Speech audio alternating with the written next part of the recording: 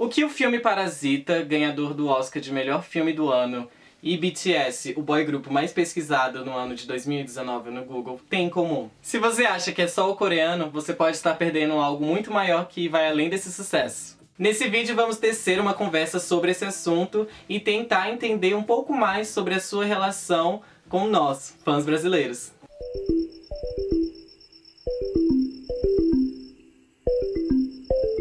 Oi, eu sou o Ali e vou ser o apresentador dessa série de vídeos aqui no canal da Bubble, que aborda vários temas sobre a Hallyu, a onda coreana. E junto comigo temos a Dita, que vai contribuir para a nossa conversa. E em todos os vídeos nós teremos um convidado para tornar a nossa conversa muito mais interessante e você pode participar, deixando o seu like e comentário aqui embaixo e nos seguindo em todas as redes sociais. Antes de começarmos a nossa conversa, vamos entender o que é Hallyu.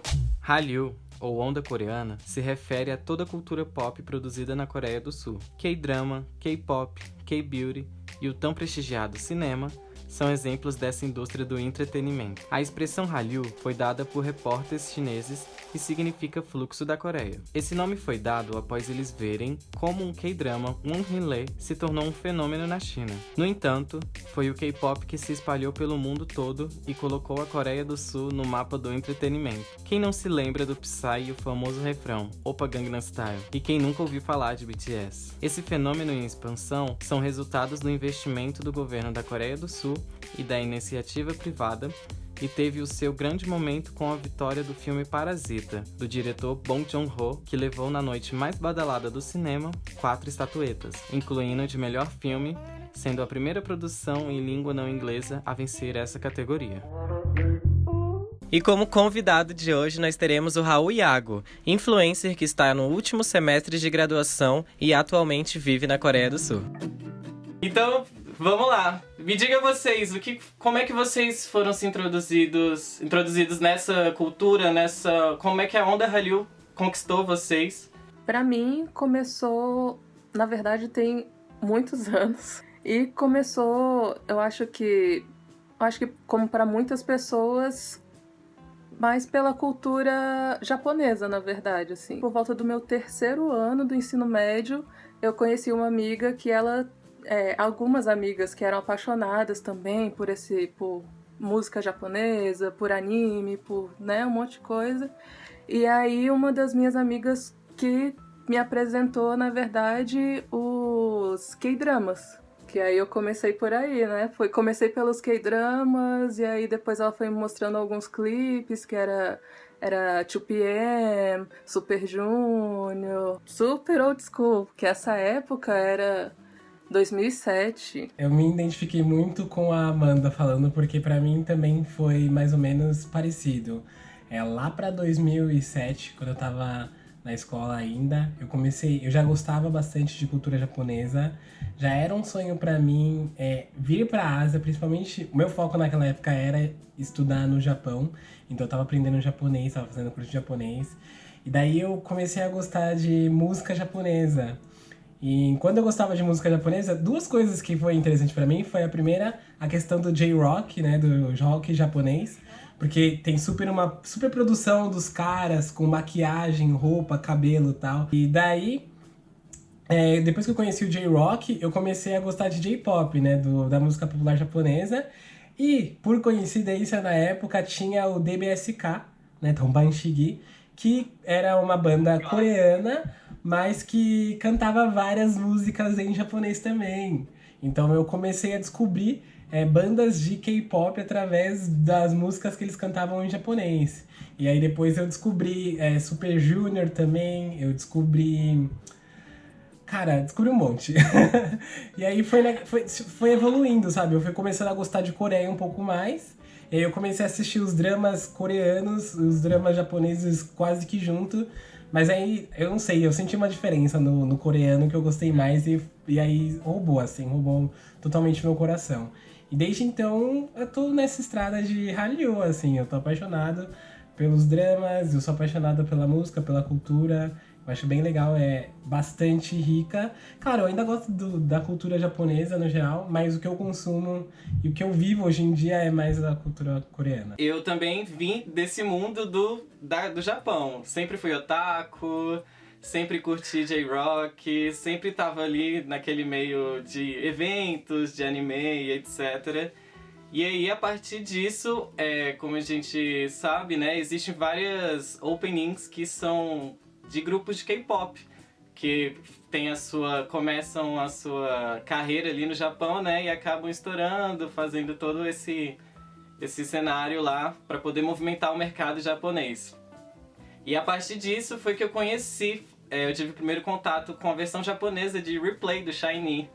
E daí foi só ladeira abaixo. Comecei Super Junior e Sonishide e foi. Ali em meados de 2011, já um pouquinho mais tarde. SHINee também, pra mim, foi um dos primeiros grupos, assim, que eu gostei de verdade, assim. Porque antes eu não tinha muito essa coisa de fandom, de torcer e tal, assim, pra banda. Mas quando eu conheci SHINee, eu gostei demais. E em relação a essa globalização do K-pop, a gente pode perceber, né, esse mix de culturas e essa influência que a cultura coreana tem fora da Coreia, né? Como você acha que essa globalização, que essa influência da cultura coreana é dada ali dentro do meio do mercado de entretenimento japonês ou leste asiático, digamos assim? Eu acho o seguinte, primeiramente, se a gente for falar de como, sei lá, o K-pop chegava no Brasil no começo, né? Porque a maioria das pessoas que eu conheço, que eu converso, elas também conheceram o K-pop, elas conheceram o Hallyu através do Japão, através da cultura asiática no geral.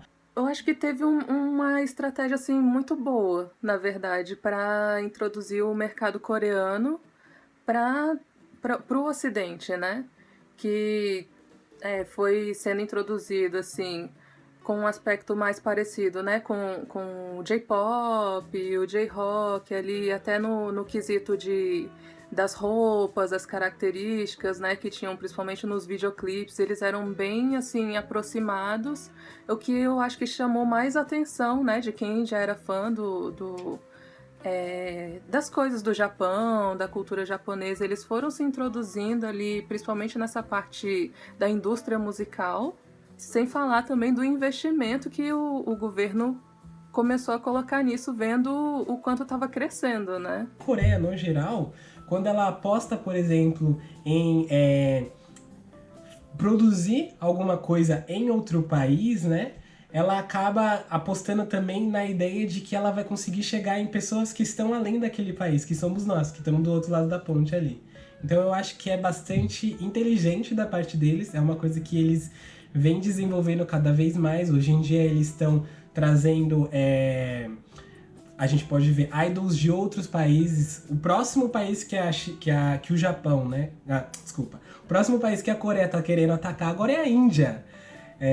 Se vocês pesquisarem na internet, acabou de lançar um grupo de K-pop aqui na Coreia que tem 2 idols que cantam em inglês e que cantam em coreano, que são da Índia. E claro, a Índia é um dos países que tem a maior população de pessoas do mundo. Então, obviamente, se os indianos começarem a gostar de K-pop, apesar de ser uma indústria muito difícil de você entrar com música estrangeira ali, se eles começarem a gostar, é muito dinheiro. E esse dinheiro vai ser todo revertido para dentro da indústria de novo.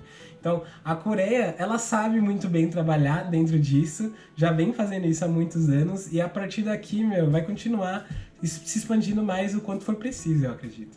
E tendo em vista todo esse aspecto do visual e da estética da onda Hallyu, nós temos também, além da influência musicalmente falando, quanto televisionalmente falando, nós temos a influência da sua culinária, da sua moda, e acabando amplificando isso para se tornar um estilo de vida, né? Eu gostaria de saber de vocês. Vocês acham que isso é tão grandioso assim quanto eles pregam, ou é só toda uma questão de jogada de marketing? Eu costumo falar bastante disso da seguinte maneira: eles conseguiram ampliar o K-pop, né?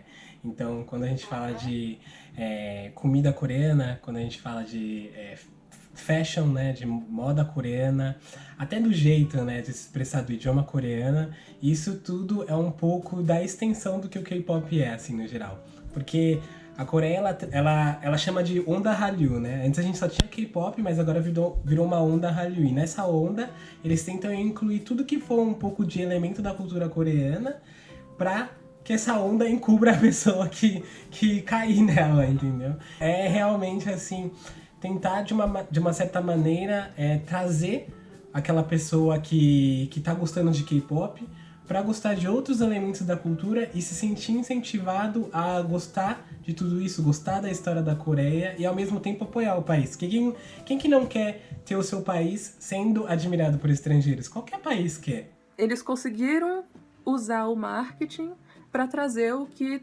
tem de mais maravilhoso na cultura, né? Isso realmente é muito bom. Eles foram muito bons nessa questão. Entrando em assuntos um pouco polêmicos, vocês acham, quais são os pontos positivos e negativos que vocês acham que tenha esse tipo de onda e esse tipo de influência possa ter tanto dentro da Coreia quanto fora da Coreia? Começando por você, Dita. Os pontos negativos, vou começar assim, os positivos é que conhecer uma cultura nova, né? Conhecer coisas novas, conhecer países novos que muitas vezes as pessoas não estão muito abertas para conhecer algo que seja novo, né? Normalmente, principalmente aqui no Brasil, a gente é muito preso à cultura europeia ou então à cultura dos Estados Unidos e fica muito mais nessa questão mais ocidental, né? Não tem muita essa abertura. Então, o fato deles terem conseguido se introduzir assim, no Ocidente de uma forma maior, trouxe muito mais atenção. Quando a gente consome a cultura coreana no Brasil e como o sonho coreano é vendido pra gente, do mesmo jeito que o sonho americano já foi vendido uma vez pro brasileiro, é muito nessa questão de parece tudo ser muito fácil, né? Então o acesso à Coreia parece fácil, você chega aqui, você acredita que você vai ter um acesso fácil à sociedade coreana, que você não vai ter problema de se comunicar com as pessoas, que as pessoas vão gostar de você, que você vai sentar no aeroporto e aí vai vir um presidente de braços abertos falar bem-vindo à Coreia, o BTS vai estar cantando de fundo e nossa, parabéns, bem-vindo à Coreia. E na verdade não é bem assim, na verdade a Coreia ela propõe muitos desafios para as pessoas e quando você é um estrangeiro que não tem cara de asiático, como a gente que é brasileiro, a maioria de nós tem, esses desafios eles se multiplicam de várias formas. Por quê? Porque a Coreia tem xenofobia, a Coreia tem racismo e a gente recebe tudo isso, né, do governo coreano de propaganda, então a gente acha que vai chegar aqui e que vai ser tudo fácil, que é um país que tá completamente de braços abertos pra gente, e não é bem assim. E eu tive esses primeiros choques aqui na Coreia, no meu primeiro ano morando aqui, porque eu sou uma pessoa que eu gosto muito de interagir com outras pessoas, mas tem gente que nem vai conseguir ter esse tipo de choque cultural, porque na primeira experiência ruim que essa pessoa tem, ela já vai ficar muito assim, meu Deus, não quero mais interagir com coreano, sabe? E aí ela só vai interagir com outros estrangeiros. Ou se comunicarem com coreanos que especificamente gostam de estrangeiros, entendeu? Sendo que a gente no Brasil, a gente não tem essa coisa de, essas pessoas que andam só com estrangeiros, sabe? Todo mundo anda com todo mundo e é isso aí, entendeu? Sabe falar português bem, não sabe falar isso, pra gente não tem problema.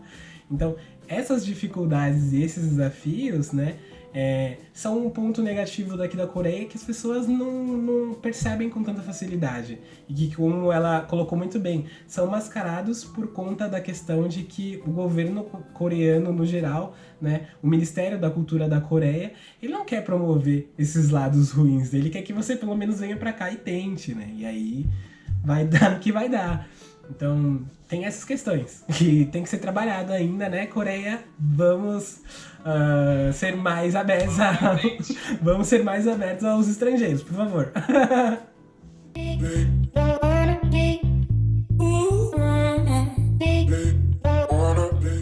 Quem não se lembra da Puka, a coreana mais amada do Brasil? Puka é uma menina de 10 anos apaixonada que tenta de toda forma demonstrar o seu amor por Garu, um aspirante a ninja de 12 anos. Puka começou a ser exibido no Brasil em 2007 e se tornou um fenômeno de popularidade, estampando cadernos, bolsas, camisetas e ganhando o coração de muitos fãs por aqui. Eu gostaria de saber de vocês como vocês acham que essa influência da onda Hallyu tenha pego o povo brasileiro, digamos assim. Dita. Bom, eu acho assim que pegou muito, principalmente, né, que começou aquela onda Psy, né, com a dança, aquela questão da coreografia, né, que o povo brasileiro adora uma coreografia. Eu acho que chegou muito com uma questão de moda. Muito, todo mundo tá gostando, todo mundo tá achando legal, então começou a passar na TV, começou a passar na rádio, tanto que até diminuiu muito. Com a explosão do BTS, que também voltou mais a tocar nas rádios, né, por ser uma música assim mais dançante, né, mais energética e tal. Não dá para prever muito como vai ser o futuro da cultura Hallyu, porque quando você acha que tá esfriando, que as pessoas estão meio, já era só uma coisa, sei lá, de adolescente, ou era só uma coisa de moda, aí vem a indústria coreana e traz algo diferente, aí as pessoas começam a achar, maravilhoso, e então eles vão entrando, vão vendo o que as pessoas estão gostando e vão introduzindo ali alguma coisa, né, trazendo algo diferente e até mostrando mesmo que a própria cultura se adapta. E em relação a você, Raul, você acha que a onda Hallyu vai se firmar tão forte no Brasil a ponto de vermos mais artistas sul-coreanos vindo fazer seus concertos no Brasil, chegando até a fazer participações em músicas de brasileiros, assim como o cinema e toda essa questão do audiovisual? Olha, eu vejo pela questão de como era o K-pop, sei lá, há 15 anos atrás, como é o K-pop hoje em dia. A gente, como brasileiro, a gente passou de K-popper que só via aquilo bem distante e não necessariamente gerava moeda em cima daquilo, porque a gente não comprava nada de K-pop, a gente não conseguia acessar nada original da Coreia pra gente poder comprar. E daí, do nada, a gente não só consome aquilo, porque a gente compra CD, a gente importa, né, muita coisa da Coreia, light stick, camiseta, roupa e tudo mais, CD autografado, mas também o fato de que a gente tem um público suficiente para essas pessoas, artistas coreanos, irem pro Brasil e fazerem shows grandes, de lotar estádio, como foi o caso do BTS, e até de lotar, assim, grandes casas de shows, assim, no Brasil. E até chegar aí para outros estados, né? Por exemplo, o Card, que é o nosso amorzinho, assim, de grupo de idol aqui, ele foi para vários estados. Então eu vejo que o futuro do K-pop, ele vai depender muito de como a Coreia vai continuar se adaptando e ampliando os seus horizontes nesse sentido, né? Hoje em dia a gente sabe que o público brasileiro é o público que consegue consumir K-pop, que tem moeda para comprar, para ir no show, para viajar para a Coreia, né? Então, daqui para frente, o que mais que a Coreia pode oferecer pra gente poder consumir? Eu acho que nesse sentido, né? Porque a gente vive num país capitalista e a gente quer consumir. Nós somos todos consumistas aqui. Então, o que demais que a Coreia vai produzir pra gente poder consumir? A questão é filme, é literatura, por exemplo, o livro da como que era o nome dela? Hanga? Que é aquele livro, A Vegetariana, né? Que fez um sucessozinho no Brasil, né? Muita gente comentou. Será que agora a gente vai começar a consumir, por exemplo, o Webtoon, que são os quadrinhos coreanos, só que eles fazem para celular, que não são mais em gibi? Então, o que mais que a Coreia vai continuar produzindo pra gente poder consumir e assim a gente entrar mais dentro da cultura do K-pop e da cultura no geral? A gente vê que essa popularização ela tá sendo cada vez mais grandiosa em relação a esse momento e cenário atual que a gente está vivendo dentro do Brasil, né? E eu não descarto essa possibilidade de que foi citado tanto do meio da literatura, dos webtoons, O cinema agora que ganhou muita visibilidade, né, internacional por causa de Parasita. E entre os outros mercados, a produção de doramas para Netflix também, que está sendo uma grande alta e está deixando cada vez mais exposto todo esse trabalho que a Coreia tem a oferecer, porque a gente sabe, né, que a maioria das pessoas entram ali pelo mercado musical, só que existe todo um universo além disso. E com isso nós finalizamos hoje o bate-papo do Hallyu Time. Queria agradecer imensamente a vocês dois por toda a participação, o agregamento de conhecimentos e vivências que vocês têm dentro dessa cultura. Agradeço muito, né, por essa conversa que foi muito boa, foi muito gratificante. É sempre bom conversar, né, sobre cultura coreana. Eu também, eu adorei a conversa, principalmente por poder ouvir de outras pessoas, de outras regiões de São Paulo, como é que foi a experiência delas com...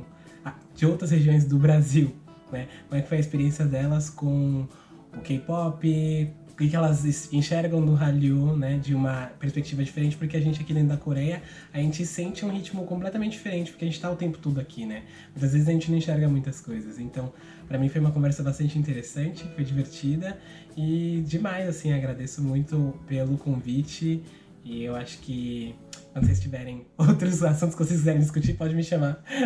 Eu vou adorar participar de novo. Adorei a oportunidade aqui no Hallyu Time, de verdade. Então é isso, gente. Muitíssimo obrigada mais uma vez. Beijos. Gostou desse bate-papo? Então já corre, se inscreva no canal e ativa o sininho para não perder nenhum tipo de conteúdo que a gente produz por aqui. Deixa o like no vídeo e comenta o que você achou sobre o bate-papo. Nós queremos saber a sua opinião. Nos siga nas nossas redes sociais, compartilhe esse vídeo e no mais, até a próxima!